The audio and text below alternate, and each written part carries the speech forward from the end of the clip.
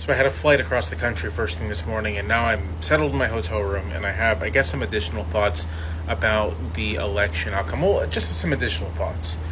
Thought number one. I am not as despairing as I think I would have predicted beforehand.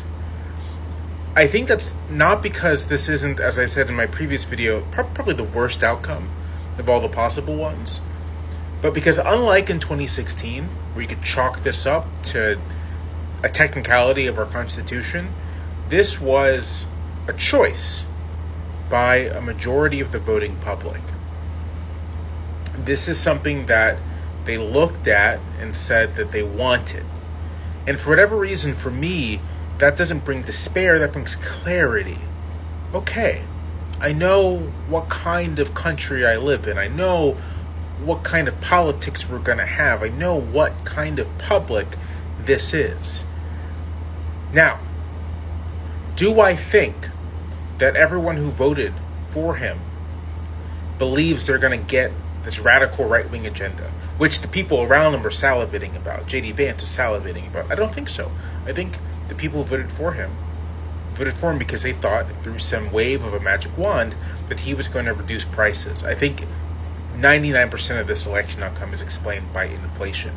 And if you put the U.S. next to its peer nations, you'll quickly see that every incumbent party that presided over COVID inflation lost, and sometimes lost big.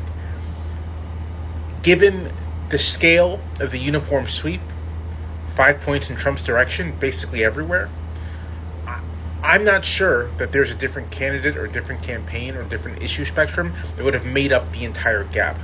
Might have improved in some places or another. Might have gotten... Hold on. That was housekeeping. Anyway, might have improved in some places, in some states rather than others. But on the scale of the sweep makes me think that this was maybe just too high of a mountain to climb for Democrats. Regardless, I don't think that most of the people who voted for this voted for a radical right-wing agenda, but that's what they're going to get. They're going to get the mass deportations more than likely. They might get the economy-ruining tariffs. We'll see. But they will get the dismantling of the administrative state. They will get the dismantling of the regulatory state, meaning that your food and your water and your air are going to be more poisoned and polluted than it was before. They are going to likely get the dismantling of the Affordable Care Act, the dismantling of the Medicaid expansion. If Trump does get the tax cuts he wants, they'll likely get, in short order, major cuts to Social Security and Medicare.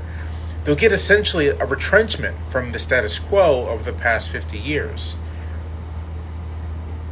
Maybe people will be unhappy about that, or maybe they'll just see it as something like the weather for which you can't blame Trump. I don't know. But I think that's what we'll get, even though that's not necessarily what people voted for. Last thing. That was two things. Last thing. Third thing. Three. You can already see all the recriminations and score settling happening among Democrats. I see it on this app. I see it everywhere. And I'm going to say that I don't think that's appropriate at this point. Maybe it will be appropriate. I'm probably not going to engage in it because I kind of don't care. I don't care. But if you are inclined to engage with it, let me suggest that you may be not taking seriously enough the scale and significance of what we just experienced. The political order that comes out of this will likely last for as long as we're alive. I'm 37. The Supreme Court will certainly be in conservative hands for the next 30 or 40 years. 20 and 30. But I'll probably be retirement age before it cracks, if it ever does. People will die in this political order. People will die of this political order. Not that they haven't of previous ones, but this will be able to trace directly, from climate, from deregulation, from all these things. We are entering an America that no one's really experienced before. And I think we should take that seriously and think seriously about what it means. It might mean that the traditional axes of conflict, political conflict are different.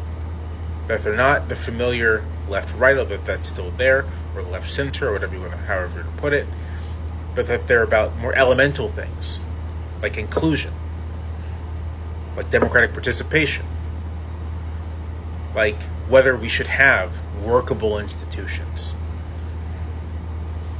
Just something to consider. I'll likely have more thoughts later. You'll more than likely see some version of this little thing on the page at some point. But, yeah. Okay, I have a fourth thought, and I'll leave it at this.